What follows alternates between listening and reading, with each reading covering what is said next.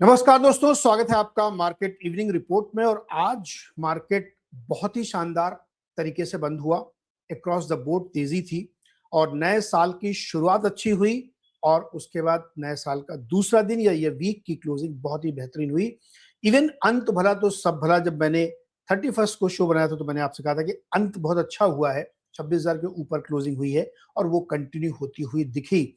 तो आप कह सकते, थोड़ा सा मन में संकोच होगा, लेकिन ये कहा जा सकता है कि मार्केट ने एक बड़ी रफ्तार पकड़ने की कोशिश की है और बहुत ही सिग्निफिकेंट तरीके से मार्केट ने ऊपर की तरफ रफ्तार बनाई। यानी 26,000 के ऊपर जो 26,200 220 की रेंज में फंस रहा था, उसको मार्केट ने बहुत शानदार तरीके से क्रॉस किया है और इसीलिए आपके सामने 26,328 एक कन्विंसिंग तेजी की तरफ मार्केट ने बढ़ने की आज कोशिश की। 182 पॉइंट की रैली निफ्टी में देखने को मिली। निफ्टी 500 देखिए, बैंक निफ्टी देखिए, मिड कैप देखिए, स्मॉल कैप देखिए, अक्रॉस द बोर्ड तेजी थी। लेकिन कंट्रीब्यूशन आज बैंकों की तरफ से था। बैंक ने लीड किया इस तेजी को और सबसे आगे झंडा लेके अगर एक कोई स्टॉक था या एक कोई कंपनी थी जो लीड कर रही थी, वो रिलायंस।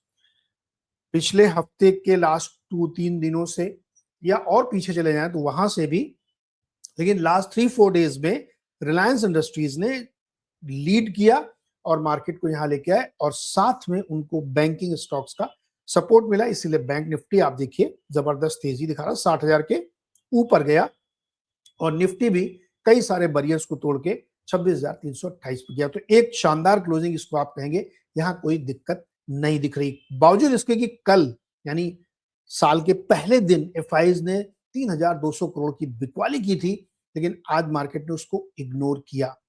एक और चीज मार्केट ने आज इग्नोर की, वो था रुपया। रुपया आज 90 के ऊपर ट्रेड हो रहा है, लेकिन मार्केट ने उसको भी इग्नोर किया। सोने चांदी में आप देखिए फिर से रिकवरी आ रही है। मार्केट ने शायद उसको भी अभी बहुत ज्यादा डिस्काउंटिंग नहीं दी है, लेकिन नेट नेट अगर आप मार्केट देखें तो काफी पॉजिटिव था। ये निफ्टी का चार्ट आपके सामने है। ये हमने एक हफ्ते का चार्ट लिया है जिससे कि आपको बेटर मिले। तो 31 तारीख से जो रैली बनी थी वो देखिए कंटिन्यू हुई और बिल्कुल हाई पे जाके आज मार्केट ने क्लोजिंग दी। तो इस रियली वेरी पॉजिटिव। तो मेरा जो अनुमान था पिछले 2-3 दिनों से, मैं बार बार कहता कि अंदर से फीलिंग आ रही कि मार्केट अच्छा कर रहा है, वो आज करता हुआ दिखा, बावजूद इसके कि कई सारे फैक्टर्स बहुत पॉजिटिव नहीं थे।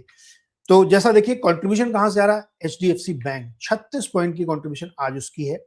आईसीआईसीआई बैंक 28 पॉइंट की उसकी कंट्रीब्यूशन है और रिलायंस ने आज भी 25 पॉइंट का कंट्रीब्यूशन किया। तो ये अगर तीन दिग्गजों को आप देखें तो मार्केट की रैली को बढ़ाने में थे। उसके बाद से बहुत सारे लोग आए, एनटीपीसी ने भी 15-16 पॉइंट किया और बहुत सारे तो उन्होंने किया। आज भी आईटीसी ने 32 पॉइंट मार्केट को नीचे खींचा, लेकिन उसका बहुत ज्यादा असर पड़ा नहीं क्योंकि आज बुल्स हावी थे बाजार में। आज बुल्स ने चार्ज लिखा था और बेयर्स दिख नहीं रहे थे। क्या एफआई ने इस मौके पर भी बेचा होगा? आज कह नहीं सकते हम, क्योंकि हर रैली में वो बेच रहे हैं। तो हो सकता है उन्होंने बेचा हो, तो उसको भी हमें डिस्काउंटिंग लेनी पड़ेगी, लेकिन वो डेटा बहुत लेट आता है तो हम उतना इंतजार नहीं कर रहे हैं। लेकिन आज के कंट्रीब्यूशन में बैंक और रिलायंस ने लीड किया, बाकी फिर पूरी ट्रेन चल पड़ी, इंजन ने खींचा तो। और आईटीसी आज भी ड्रैग कर रहा था मार्केट को।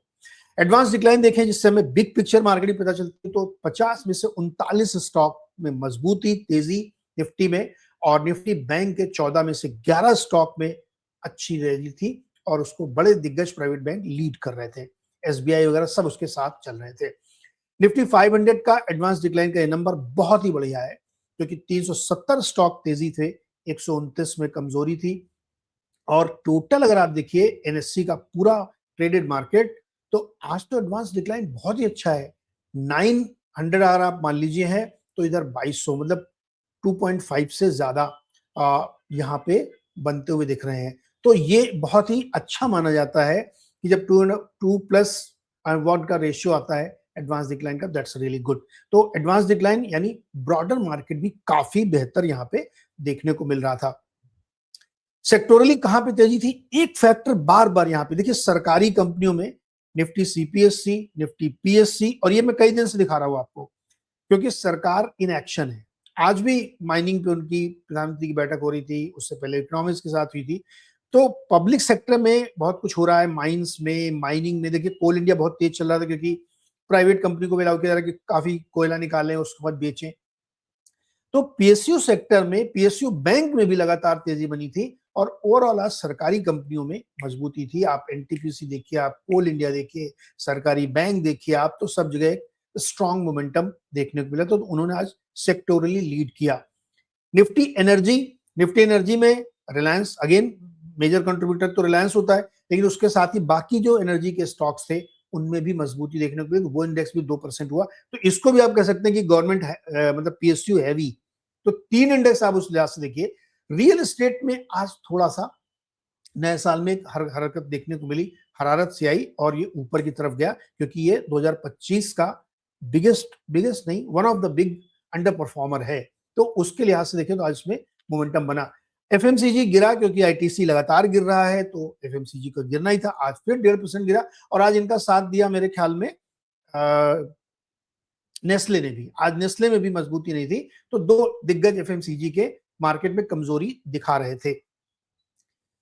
अब आईटीसी की बात करें। आईटीसी में जो टैक्स का इशू है, जो मैं आपसे कल से कह रहा था कि ये इसका अभी इम्पैक्ट कितना होगा हमें पता नहीं, लेकिन ज्यादातर ब्रोकरेजेस ने नेगेटिव और डाउनवर्ड कर दिया। अब 350 इस तरह के टारगेट दिए जा रहे हैं, कुछ लोग 375 टारगेट दे रहे हैं, लेकिन फाइनली आज 350 पे स्टॉक आ गया। आज भी 4% के लगभग स्टॉक नीचे था। गॉडफ्रे फिलिप्स कल ही 17% गिर चुका था, तो आज वो 1.5-2% गिरा। लेकिन आईटीसी में 13-14% का करेक्शन 2 दिन में आ चुका है। ये बड़ा करेक्शन है। अब फिर हम लोग देखेंगे कि नेक्स्ट वीक क्या वो सेटल होता है या अभी और करेक्शन लेता है। तो जिस तरह की खबर आई है टैक्सेशन की, जो पिछला टैक्स टोटल था उससे ज्यादा टैक्स अब होगा। चैलेंज ये है कि कंपनी उसको कितना पास ऑन करती है। क्या पूरा पास ऑन कर देगी? 30-35% जितना बनेगा, मतलब अभी किसी को आइडिया नहीं कितना लगेगा टोटल। तो क्या पूरा पास ऑन करेगी, आधा करेगी? अगर आधा करती है तो वॉल्यूम और मार्जिन दोनों हिट होंगे। पूरा करती है तो कॉस्ट इतनी ज्यादा बढ़ जाएगी, शायद वॉल्यूम पे इंपैक्ट है क्योंकि लोग खरीदे कम। आई डोंट नो, अभी कह नहीं सकते इसको। लेकिन ये एक मुश्किल जो आईटीसी और गॉडफ्रे फिलिप्स वीएसटी के लिए है, वो अभी कंटिन्यू कर रही है यहाँ पे। तो आज भी काफी नीचे की तरफ आईटीसी गया। लेट्स सी आगे इसमें क्या होता है। और यही मार्केट का एक ड्रैगर भी था। अगर इसको इसके भी वो पॉइंट जोड़ ले और ज्यादा मार्केट डबल सेंचुरी मार के बंद होता, लेकिन उसने ड्रैग किया। तो बहरहाल आईटीसी का चार्ट आप देखेंगे ना, आपको मजा आ जाएगा। वाह क्या चार्ट है, देखिए। एक बड़ा candle, gap down, solid fall और उसके बाद फिर वो एक लाइन, यानी एक झटके में गिराया और उसके बाद फिर वो उसी रेंज में ट्रेड करता रहा। अंत में 350 बंद हुआ। तो इस तरह के चार्ट दिखाते हैं कि उसने कोशिश भी नहीं की कि हम रिकवरी करें, यानी बायर नदारत था। 11 बजे के बाद से आप देखिए एकदम सीधी लकीर पे ट्रेड होता रहा। तो आईटीसी की स्थिति बहुत अच्छी आज की तारीख में नहीं लग रही है, यहाँ पे दिक्कत है। अब 3 प्रश्न इसके लिए उठते हैं जो हम आपसे रोज कहते हैं। स्ट्रॉन्ग कमबैक है मार्केट का पूरे का, क्या जवाब हो सकता है इसका? आरआईएल में क्या हो रहा है जो इतनी तेजी उसमें लगातार देखने को मिल रही है? और ITC pulled the market down again. Yes, ITC ने अगेन मार्केट को नीचे खींचने की कोशिश की। 32 पॉइंट का कंट्रीब्यूशन है उसका नेगेटिव साइड में, उसको इनकार नहीं कर सकते। यस, वो नीचे खींचने की कोशिश कर रहा है। तो उसका जवाब हाँ है, लेकिन इंडिविजुअल स्टॉक है इसलिए बहुत असर नहीं पड़ा। निफ्टी का स्ट्रॉन्ग कमबैक है। यस, मैंने आपको भी इतने फैक्टर्स दिखाए कि सारे इंडाइसेस जो बड़े बड़े हम लोग देखते हैं, mid cap, small cap, Nifty, bank Nifty 500, every was fine. तो एक रैली बनी। दूसरा, कोई ऐसा पॉकेट नहीं था जहां बहुत कंसर्न दिखे। स्पेसिफिक्स में जो आईटीसी वगैरह छोड़ दें तो कहीं कोई ऐसी बड़ी फॉल मार्केट में नहीं दिखी। तो इसलिए पहले सवाल का जवाब है कि हाँ, स्ट्रॉन्ग कमबैक है न्यू ईयर में और ये लाइकली है कि सस्टेन कर जाए, डिस्पाइट इसके कि एफआईएस की बिकवाली कल हुई थी। अभी इसमें ग्रीन लाइट के साथ रेड लाइट भी है, वो उसको डिस्कस करें। रेड लाइट आपके लिए आज ये है कि क्या एफआईआईज आज भी जोरदार बेचेंगे, क्योंकि कल उन्होंने मौके का फायदा उठाया, 3,500 करोड़ 3200 करोड़ बेचा, डीआई ने आधा खरीदा। आज भी वो बेचेंगे क्या? अगर उतनी बड़ी बिकवाली आज भी मौके का फायदा उठा करते हैं तो चिंता हमें करनी चाहिए। दूसरा कंसर्न, रुपया अगेन 90 के ऊपर ट्रेड कर रहा था। अगर ये रुपया 90 के ऊपर बना रहता है तो फिर, और अगर इधर रैली बनती है मार्केट में, तो आप ये मान के चलिए कि ये रैली कुछ समय तक चल सकती है, लेकिन फिर उसके ऊपर खतरे के बादल मंडराएंगे और अर्निंग सीजन का इंपैक्ट आता हुआ दिखेगा। तो कुछ रेड लाइट जरूर हैं गोल्ड सिल्वर में लगातार तेजी बनी हुई है, चांदी फिर ऊपर की तरफ जा रही है और गोल्ड भी जा रहा है। मैंने आपसे लगातार कहा है कि अगर आर्टिफिशियली आप किसी भी स्टॉक के या किसी मूव को रोकने की कोशिश करेंगे तो वो रुकेगा नहीं। आप मार्जिन लगा लगा के उसको रोक नहीं सकते, इतनी भयानक मार्जिन लगा के उसको रोकने की कोशिश करें, स्टिल वो ऊपर जा रहा है। अब ये एक बहुत ही डेंजरस जोन में पहुंच गया है, तो जो लोग ट्रेड करते हैं please be very careful in silver specifically, not in gold, क्योंकि सिल्वर में जिस तरह के मूव आ रहे हैं ना एक दिन में एक साथ, वो खतरनाक है। तो उसके लिए आप थोड़ा सा सचेत रहिएगा, और वो एक तरीके से रेड सिग्नल भी है, लेकिन इक्विटी पोर्शन में ठीक ठाक था। अब एक रिलायंस में क्या हो रहा है, रिलायंस ने पिछले इतने दिनों से इतनी बड़ी रैली क्यों बनाई, क्या उसमें ऐसा हो रहा है? तो देखिए, रिलायंस में एक तो सबसे बड़ी चीज आप ये ध्यान रखिए कि पिछली एजीएम में उन्होंने कहा था कि रिलायंस जियो की लिस्टिंग होगी, और कब होगी? 26 के फर्स्ट हाफ में। तो साहब जनवरी में तो हम आ गए, अब 6 महीने तो बाकी है, 30 जून तक अगर आप जोड़ें तो यानी अब आरआईएल उसकी तैयारी हो रहा है, उसका एक माहौल हो सकता है। प्लस मॉर्गन स्टैनली की एक रिपोर्ट आई है, आपने पढ़ी होगी, नहीं पढ़ी होगी तो सर्च मार लीजिए, पढ़ लेंगे। उन्होंने बताया कि ये फोर्थ फेज ऑफ मोनेटाइजेशन में जा रहे हैं, यानी इतने जो बड़े बड़े बिजनेसेस इन्होंने खड़े किए हैं, अब उसको मोनेटाइज करने का वक्त आ गया। कैसे? लिस्टिंग, तो जियो की लिस्टिंग होगी, मे भी कुछ समय बाद अनाउंसमेंट हम सुने कि साहब रिटेल की भी लिस्टिंग की तैयारी शुरू हो रही, क्योंकि रिटेल भी एज गुड एज बिग जैसा प्लेटफॉर्म वाले कंपनी है। साथ ही इनके जो बहुत सारे ग्रीन एनर्जी के प्रोजेक्ट थे वो भी ऑनलाइन होने वाले हैं, जो गीगा फैक्ट्रीज लग रही थी वो ऑनलाइन होने वाली हैं। और चौथी एंड मोस्ट इंपॉर्टेंट मैं आपको बता रहा हूं कि अब यहाँ पे आप टैरिफ हाइक देखेंगे, आपके मोबाइल का टैरिफ बढ़ेगा, ये आप मान लीजिए। तो आप खाली इंतजार करिए कि वो कब अनाउंसमेंट आता है। इस साल आपको एक टैरिफ हाइक देखने को मिलेगी बहुत जल्द, तो एक वो भी तेजी का कारण है। तो रिलायंस जैसा जो जायंट है, जो मेमथ है, जो बिल्कुल 3200 के ऊपर शायद हाई था, लगभग उसके क्लोज पहुंच गया है। और जब बड़े स्टॉक्स में इस तरह की तेजी आती तो मार्केट अपने आप ड्राइव होगा। आज ये आरोप आप नहीं लगा सकते निफ्टी में कि केवल रिलायंस ने खींचा, नहीं साहब, बहुत लोग उसके साथ थे। रिलायंस लीड कर रहा था, आगे खड़ा था वो, लेकिन उसके पीछे बैंक भी थे, उसके पीछे सरकारी बैंक भी थे, उसके पीछे एनर्जी स्टॉक्स भी थे।